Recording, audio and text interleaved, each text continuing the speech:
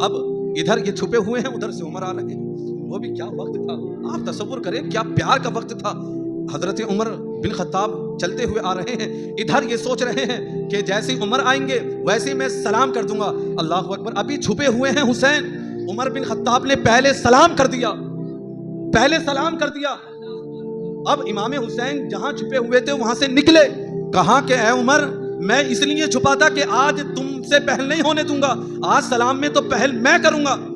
کہا عمر نے، کہا حسین کہ تم نہیں جانتے کہ جس وقت تم یہاں پر چھپے میں نے تمہیں نہیں دیکھا، لیکن میں یہ جانتا ہوں کہ تمہاری صورت نبی کی صورت سے ملتی ہے، اور جب نبی کی صورت سے تمہاری صورت ملتی ہے تو نبی کی خوشبو سے تمہاری خوشبو ملتی ہے. تمہاری خوشبو نے مجھے بتا دیا کہ نبی کا لاڈلا یہاں پر چھپا ہوا. کیا پیار والی محبت والی زندگی دیکھیں. اللہ اکبر. کتنی پیار و محبت بھرے والے یہ الفاظ. عمر بن خطاب نے اہل بیت سے محبت کر کے یہ سکھایا کہ اگر زندگی گزارنی ہے تو نبی کی اہل بیت کے قدموں میں رہ کر گزار لو، کامیابی قسم خدا کی قدموں میں پڑی ہوئی ہو. السلام علیکم ورحمۃ اللہ وبرکاتہ.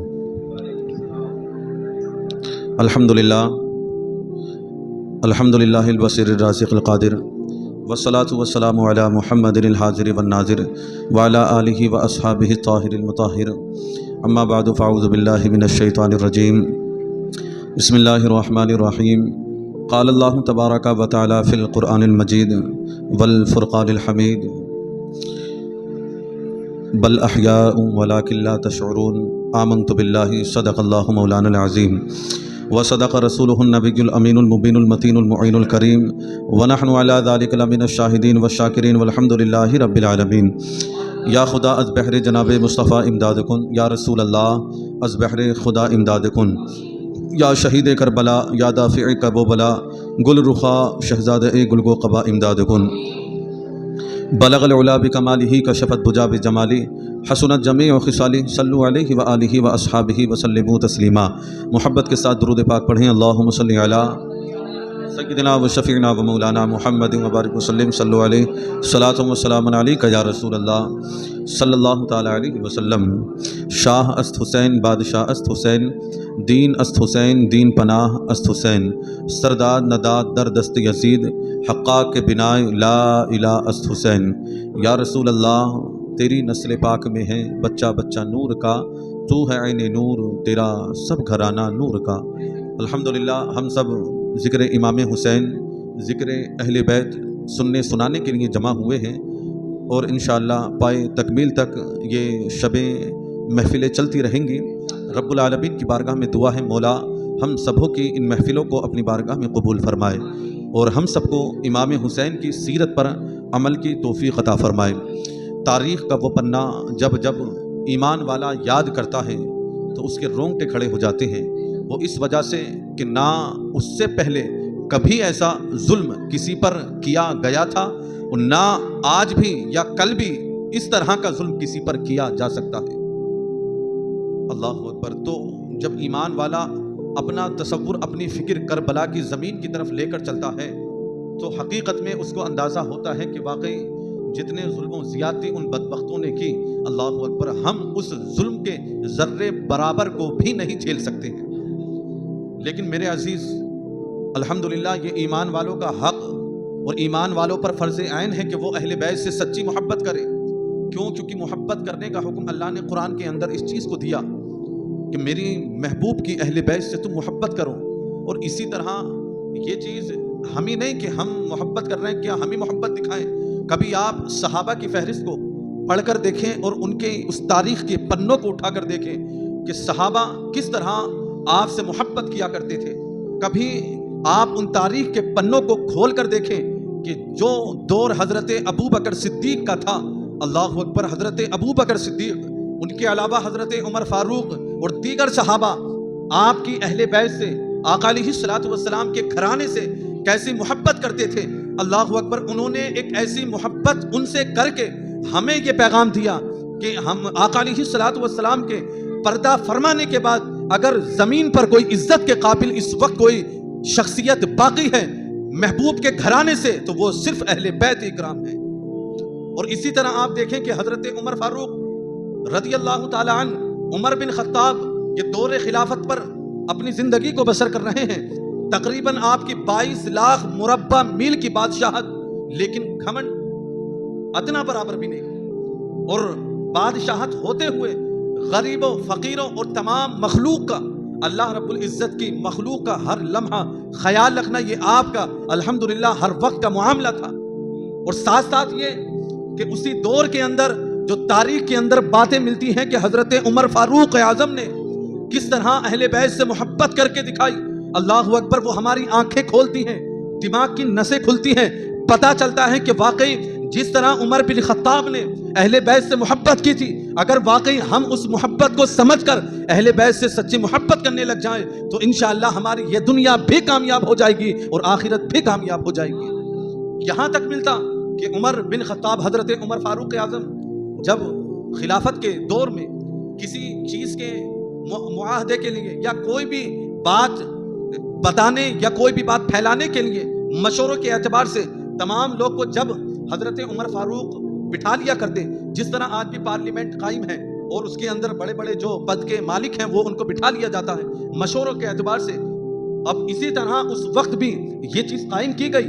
حقیقت میں جو دنیا کو یہ چیز دی گئی ہے تو وہ حقیقت میں اسلام نے دی ہے، فیصلے کرنے کے طریقے اور تمام چیزیں یہ مذہب اسلام نے دی ہے، لیکن آج کا وقت دور، تمام طرح کے معاملات ہیں، لیکن اس وقت کی جو بات بتانے کا مقصد کہ حضرت عمر فاروق اعظم تمام صحابہ کو اللہ اکبر اپنے پاس بٹھاتے، اب جس بات پر بھی یا جس چیز پر بھی ان کو مشورہ کرنا ہوا کرتا آپ اپنی بات رکھا کرتے، لیکن اس مشورے کے اندر جو سب سے بڑی بات تھی وہ یہ کہ آپ کوئی بھی مشورہ حضرت امام حسن و حسین کے علاوہ نہیں کرتے تھے۔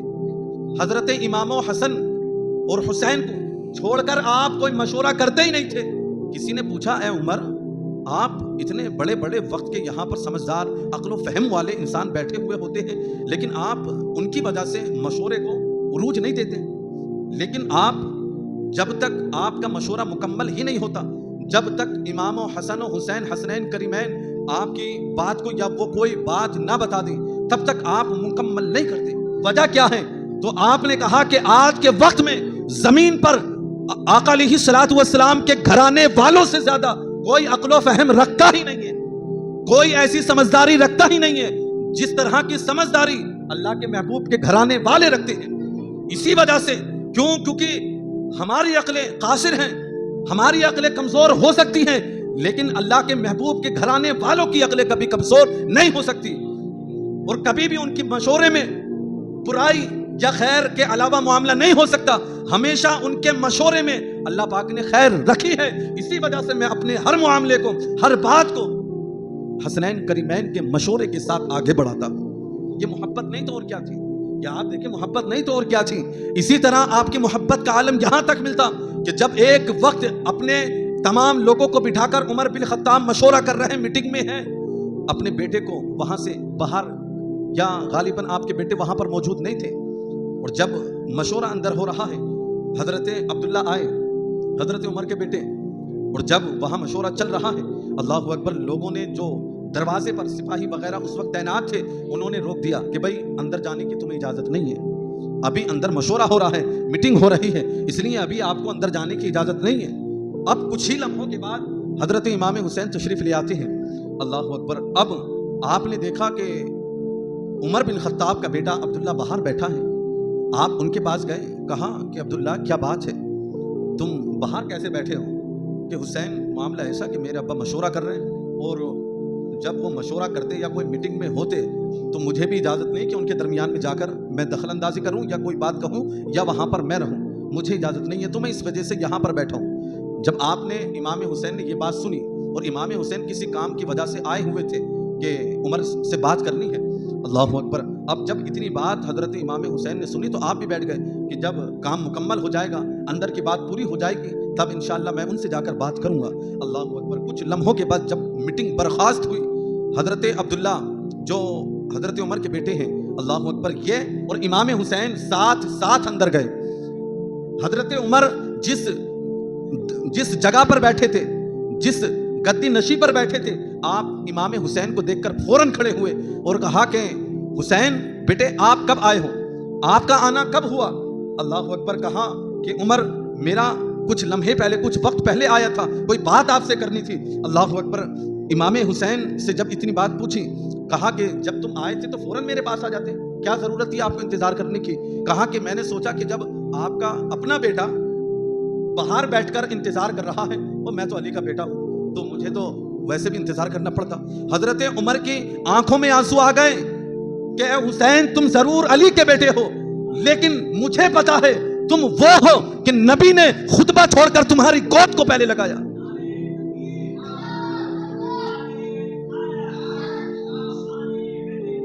زندہ باد, زندہ باد.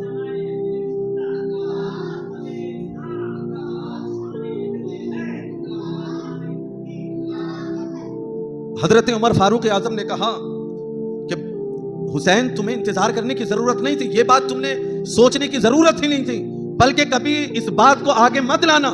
جب بھی عمر سے کام پڑے فوراً, میں کہیں پر بھی ہوں, کتنی بھی بڑی باتیں چل رہی ہوں, لیکن تمہیں کوئی بھی نہیں روکے گا اور نہ تمہیں رکنے کی اجازت ہے کہ تم رک کر میرا انتظار کرو. ارے آپ تو وہ ہیں کہ جن کا انتظار میں کروں گا, آپ تو وہ ہیں کہ آپ کی شان وہ اگر سمجھ لیں. اللہ اکبر. عمر فاروق اعظم اپنی آنکھوں سے آنسو روا. اللہ اکبر. کہ حسین تم نہیں جانتے کہ میں ایک وقت وہ تھا کہ بکریاں چرایا کرتا تھا, ایک وقت وہ تھا کہ بکریاں مجھ سے چرانی نہیں آتی تھی. اللہ اکبر. اب اللہ نے مجھے تمہارے نانا کی جوتیوں کے صدقے ایسا نوازا کہ مجھے 22 لاکھ مربع میل کا بادشاہ بنا دیا. آپ کی نانا کی جوتیوں کے صدقے اللہ نے مجھے ایسا نوازا کہ 22 لاکھ مربع میل کا مجھے بادشاہ بنا دیا. یہ میں کچھ نہیں ہوں بلکہ یہ تمہاری دین ہے. آپ کے لیے کبھی بھی دروازہ بند نہیں ہے. یہ بتائیں اہل بیت سے محبت نہیں تو اور کیا ہے. بتانے کا اصل مقصد یہ کہ محبت اگر ہمیں سیکھنی ہے تو صحابہ سے سیکھیں.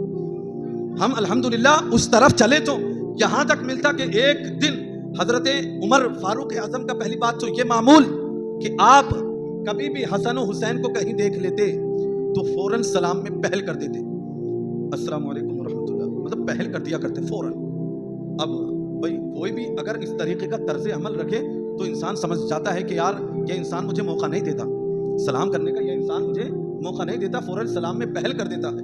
اور یہاں تک حدیث پاک میں ملتا ہے کہ سلام کرنے میں پہل جو کرتا ہے اللہ رب العزت اس کو خاص رحمت عطا فرماتا ہے اور ساتھ ساتھ اس کے دل میں خوف الہی زیادہ ہوتا ہے. اور حضرت عمر فاروق اعظم یہ سلام میں حسنین کریمین کو پہل کر دیا کرتے. کبھی دور سے دیکھ لیا کرتے تو فوراً دور سے ہی جہاں تک آپ کو لگتا کہ آواز پہنچ جائے گی کہ آپ کو محسوس یہ ہو جاتا کہ کہیں ایسا نہ ہو کہ حسین یا حسن پہل کر دے, آپ فوراً ان کو سلام کر دیا کرتے. اللہ اکبر. ایک دن ایسا ہوا کہ حضرت امام حسین نے یہ سوچا کہ یار ہر وقت میں گزرتا ہوں, عمر بن خطاب یہ عمر میں بڑے ہیں, وقت کے بادشاہ ہیں اور میرے نانا کے یہ بہت عزیز شخص رہ چکے ہیں, صحابی رہ چکے ہیں, اب بڑی میرے نانا نے ان سے محبت کی ہے, کیوں نہ میں بھی پہل کروں, کسی نہ کسی صورت سے کوئی وقت ایسا آ جائے کہ میں پہل سلام میں کر پاؤں. یہاں تک ملتا ہے کہ ایک دن حضرت عمر فاروق اعظم اس طرف سے آ رہے اور حضرت امام حسین اس طرف راستے سے آ رہے. حضرت امام حسین نے دیکھ لیا کہ حضرت عمر فاروق اعظم آ رہے ہیں اور حضرت عمر بن خطاب غالباً نہیں دیکھ پائے آپ کو, اور آپ نے دیکھ لیا امام حسین نے کہ عمر بن خطاب آ رہے ہیں. فوراً آپ کسی دیوار کے آڑے یا کسی ایسی جگہ پر چھپ گئے جہاں پر عمر مجھے نہ دیکھ پائے, اور جیسے یہاں پر آئے فوراً میں آگے بڑھوں اور سلام کر دوں. یہ سوچ کر امام حسین چھپے. اللہ اکبر. اب ادھر یہ چھپے ہوئے ہیں, ادھر سے عمر آ رہے ہیں. وہ بھی کیا وقت تھا, آپ تصور کریں کیا پیار کا وقت تھا. حضرت عمر بن خطاب چلتے ہوئے آ رہے ہیں, ادھر یہ سوچ رہے ہیں کہ جیسے عمر آئیں گے ویسے میں سلام کر دوں گا. اللہ اکبر. ابھی چھپے ہوئے ہیں حسین, عمر بن خطاب نے پہلے سلام کر دیا, پہلے سلام کر دیا. اب امام حسین جہاں چھپے ہوئے تھے وہاں سے نکلے, کہا کہ اے عمر میں اس لیے چھپا تھا کہ آج تم سے پہل نہیں ہونے دوں گا, آج سلام میں تو پہل میں کروں گا.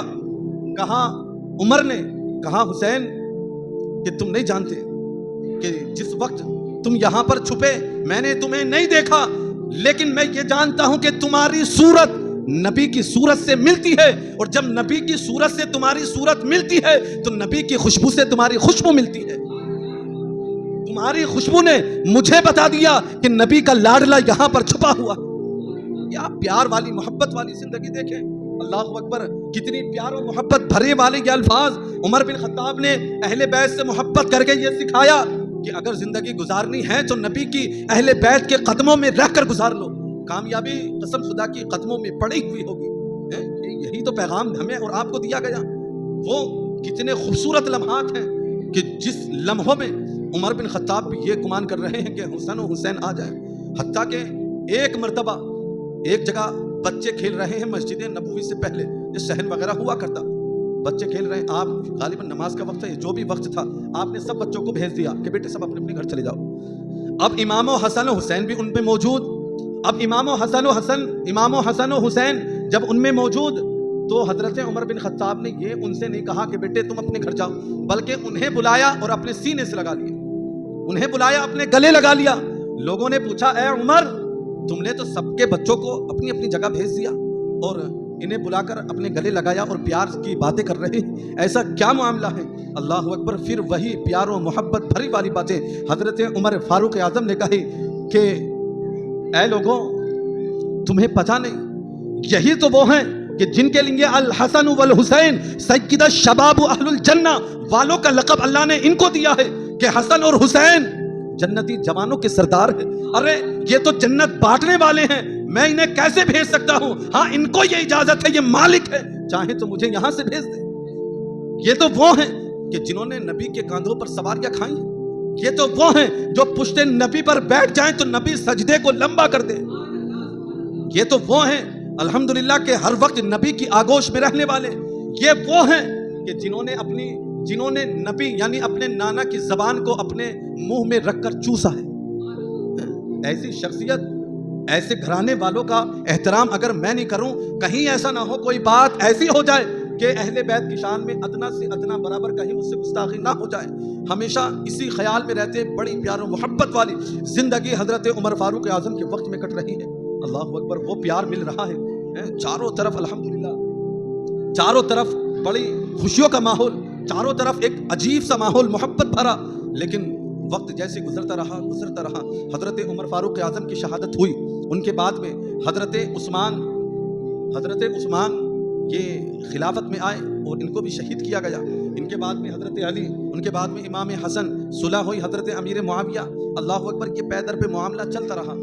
اب یہ جو پے در پہ معاملہ چلا، یہ شان اور کس طرح صحابہ ان کی یعنی اہل بیت کی عزت و تقریب کیا کرتے تھے، یہ بات میں نے اپنی باتوں سے سمجھانے کی کوشش کی، لیکن اصل جب ہم اسی شان کو اللہ اکبر جب دیکھتے ہیں تو کربلا میں اللہ اکبر وہ بدبخت تو کلمہ پڑھنے والے تھے، اپنے آپ کو مسلمان بتانے والے تھے، اللہ اکبر ان بدبختوں نے اسی گردن پر خنجر چلایا، انہیں تکلیف یا کچھ ایسی محسوس نہیں ہوئی کہ ہم کر کیا رہے ہیں۔